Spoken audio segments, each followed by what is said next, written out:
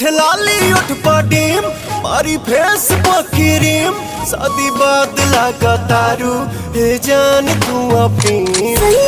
सेवा करे से जी अपा करना दूध पी हवे